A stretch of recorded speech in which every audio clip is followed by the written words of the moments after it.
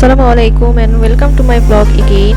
আজকের ব্লগটি দুইটি ব্লগের ছোট ছোট ক্লিপস নিয়ে বানানো। প্রথমটি 12th রামাদান মানে 12th রমজানের 12তম রোজা। 12 রোজায় এই বছরের প্রথম বৃষ্টি হয়েছিল হঠাৎ করে বিকালবেলা। ঝুম বৃষ্টি না, একদম আস্তে আস্তে বৃষ্টি পড়ছিল এবং ওয়েদারটা এত সুন্দর ছিল মাশাআল্লাহ। একদম ঠান্ডা ঠান্ডা, বৃষ্টির প্রথম গন্ধটা এত ভালো লাগে। আর আমি তো এমনিতেই আমার বৃষ্টি খুব পছন্দ। বৃষ্টি এবং শীতকাল তো আমার অনেক পছন্দের সিজন। তো এই বৃষ্টিটা আমরা সবাই খুব সুন্দরভাবে আলহামদুলিল্লাহ উপভোগ করছিলাম। রোজার এবং বছরের প্রথম বৃষ্টি, মানে ওয়েদারটা আসলে খুবই অন্যরকম ছিল। এটা ক্যামেরাতে তো বোঝাই যাচ্ছে না যে বৃষ্টি পড়ছে, কিন্তু টিপ টিপ করে বৃষ্টি পড়ছিল। খুবই খুবই মানে এমন না যে বৃষ্টিতে সবকিছু ভিজে যাচ্ছিল। পরে শুনেছি যে অন্যান্য এলাকায়, ঢাকার অন্যান্য এলাকাতে একদম ঝুম বৃষ্টি ছিল, কিন্তু আমাদের এলাকাতে যখন ঝুম বৃষ্টি হয় তখন অন্য এলাকাতে বৃষ্টি হয়ই না। আবার অন্য এলাকায় যখন একদম ঝুম বৃষ্টি হয় তখন হচ্ছে আমাদের এলাকাতে হয় না। তো এই তো 12th রামাদানে এরপর আমি আর ভিডিও করিনি। তারাবির নামাজের আমি কিছু ক্লিপস দেখাচ্ছি। 12তম রোজায় একটা সুন্দর বৃষ্টির পরে সুন্দর একটা চাঁদ উঠেছিল, পূর্ণিমার চাঁদ। আমরা তারাবি পড়তে গিয়ে দেখি ছাদ ভিজা, কিন্তু এত সুন্দর দৃশ্য যে আকাশে সুন্দর একটা চাঁদ উঠে আছে।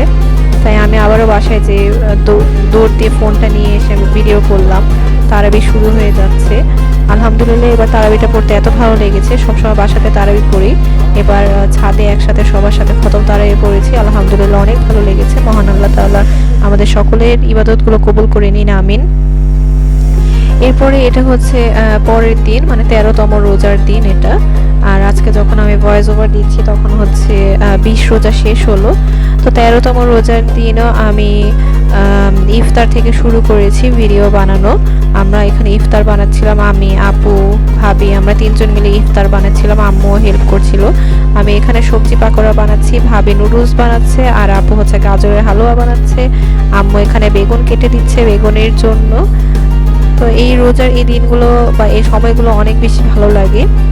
আমরা সবাই মিলে ইফতারি বানাই। এমনি নর্মাল দিনে তো দেখা যায় যে ইফতারি না, নর্মাল দিনে ওভাবে করে সন্ধ্যা নাস্তাটা বানাই না বা বানানো হয় না। আলসেমি হোক অথবা ব্যস্ততার কারণেই হোক, একটা আইটেমও বানানো হয় না। কিন্তু রোজার সময় দেখা যায় যে পরপর কয়েকটা আইটেম বানানো হয়, অনেকগুলোই আইটেম বানানো হয়। আর এবার হচ্ছে রোজায় আমরা কিছু ডিফারেন্ট বানানোর চেষ্টা করছি। যে ট্রেডিশনাল কিছু তো থাকেই, পুরি, পেঁয়াজ, এগুলো তো থাকেই। আবার সাথে দেখা যায় একটা করে মিষ্টির আইটেম যোগ করি, সেটা গাজরের হালুয়া। তারপরে হচ্ছে আপু আবার এবার একটা ডেজার্ট বানিয়েছে অনেক দিনই। সেটা হচ্ছে কাস্টার্ড বানিয়ে সেটার উপরে চিরা দিয়েছে, অনেক মজা লাগে খেতে। ওটা তো এখন আমার one of the favourite dishes. তো এখানে আপু গাজরের হালুয়ার জন্য দুধ গরম, মানে দুধটা বলক দিচ্ছিল, আর গাজরটা ঝুরি করে গাজরটা ভেজে নিচ্ছে। গাজরের হালুয়াটা মাশাআল্লাহ অনেক মজা হয়েছিল, অনেক অনেক বেশি মজা হয়েছিল আলহামদুলিল্লাহ মাশাআল্লাহ। তো আর ভাবি ওখানে বেগুনগুলো কে প্রসেস করছিল, বেগুনি বানাবে, তারপর বেগুনি বেসন। আর আমি তো ওখানে সবজি পাকোড়ার জন্য সবজিটাকে রেডি করে আমি এরপরে ভিডিও করছিলাম সবার। আর হচ্ছে আমার এটা অনেক দিন আগেরই ভিডিও। আর তখন ওই দিন হচ্ছে আমি কি কারণে জানি না আপুর সাথে, ভাবির সাথে, আম্মুর সাথে ওই টাইমে অনেক বেশি দুষ্টামি করছিলাম, মানে বিরক্তই করছিলাম। যদিও আমি এরকম বিরক্তিটা করি না, বাট ওই দিন করতে মজাই লাগছিল কাজের মধ্যে। বিরক্তি বলতে যে একটু পরে পরে হচ্ছে সামনে ক্যামেরা নিয়ে আসা, তারপর ওদেরকে হচ্ছে বিভিন্ন কথা বলে হচ্ছে বিরক্ত করা, বিভিন্ন প্রশ্ন করা, এবং ভাবি আর আপু যে এই বিরক্তিগুলোতে রেসপন্স করে, এগুলোতেও আমার মানে তখন দেখা যায় দুষ্টামি আরো বেশি করা হয়। তো এইভাবে করলেও মজা লাগে, কাজ করতেও তখন ভালো লাগে। আর এই ইফতারিগুলো বানাতে বানাতে আমি আসলে দুইটা রোজাতে আমি বলছিলাম যে একটা বাসায় মেয়েদের কতটা গুরুত্ব, এটা আমাদের বাসা দেখলে বা আমাদের বাসা না, মানে এমনি রোজা এগুলো আসলে তখন বোঝা যায় যে এখন রোজা চলছে বলে এই যে ইফতার আইটেমগুলো আমরা চারটা মেয়ে আমরা এগুলো করছি। না হলে যদি দেখা যেত যে আমরা বাকি তিনজন, ধরো আপু, আমি, ভাবি, আমরা যদি না থাকতাম, সব যদি ছেলে মানুষ হতো, তখন ইফতারিগুলো কে বানাতো? একটা বাসা অবশ্যই ছেলে মানুষের যেমন গুরুত্ব, মেয়ে মানুষেরও অবশ্যই অনেক বেশি গুরুত্ব আছে। মেয়েরা যদি না থাকতো, মহান আল্লাহ যদি একটা পরিবারে মেয়ে না পাঠান, তখন দেখা যায় যে ওই বাসাটাকে আসলে বাসা বলা যায় না। আমরা আমাদের মেয়েদের মাধ্যমেই একটা বাসা খুব সুন্দর হয়ে ওঠে। তো এই তো আমি এখানে সবজি পাকোড়াগুলো ভেজে নিচ্ছিলাম। আর এটা হচ্ছে 13 রোজা।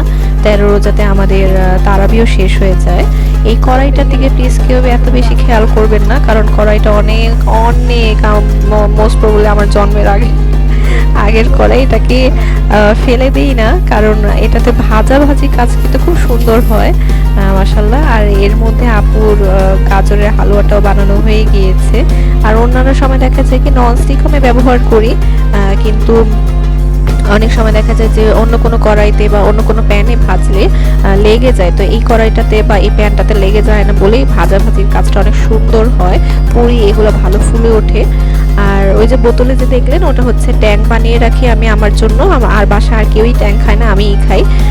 এমনি সময় তো লেবুর শরবতই খাই অন্যান্য রোজে, কিন্তু এবার লেবুর তো একদম সোনার দামের কাছাকাছি, তাই আমি একবারে আমার জন্য ট্যাং বানিয়ে 2-3 দিনের ট্যাং বানিয়ে ফ্রিজে রেখে দিই। তো দেখা যায় যে ইফতারের সময় ওটাই বের করে খাই।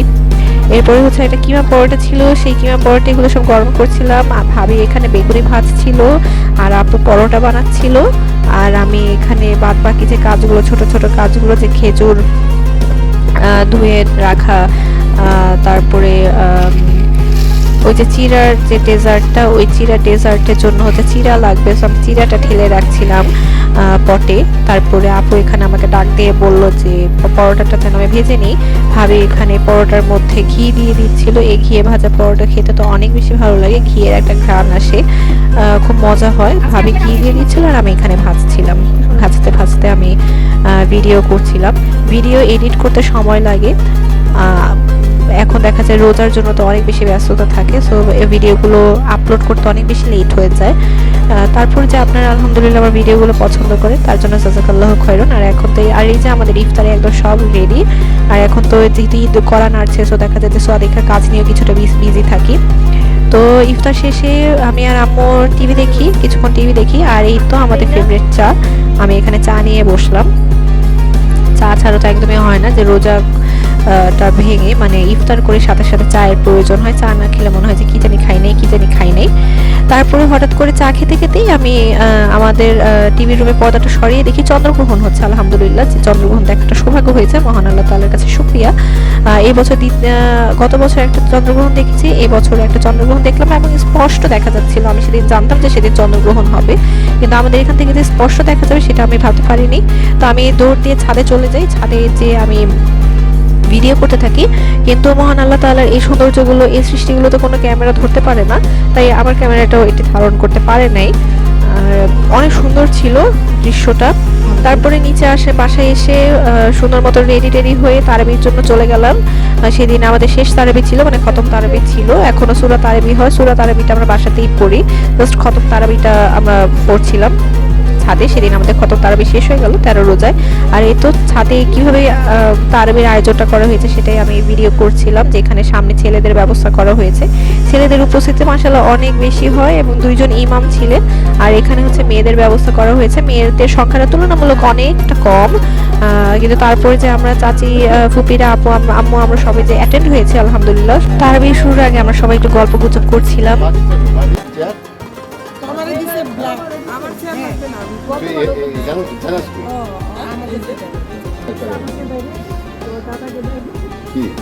না এবার আমাদের তোমাকে 8 টাকা 12 টাকা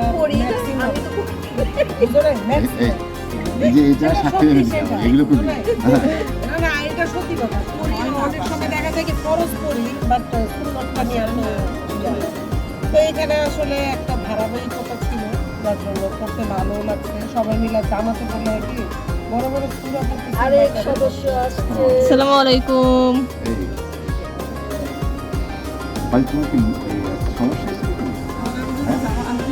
আজকের মতনটা করে আসছে মনে হয় দিছি এখন জামাতে কতবার তো পড়ে হুজুর পুরো তো ইয়ে করতে না ওই এখানে বসে আবার তো শুনতে হ্যাঁ আমারটা দিছে ব্ল্যাক মনে হয় তোমাকে আমি একসাথে অনেকগুলো কিনছিলাম না বাচ্চারা ধরো এগুলো কত করে কিনো তোমরা? এগুলো কত করে কিনো? কত করে কিনো? এগুলো কত করে কিনো? আমার কাছে দোয়া লাগবে আর এই তো এখন তারবির নামাজ শুরু হয়ে যাবে, সবাই কাতারে দাঁড়াচ্ছিল।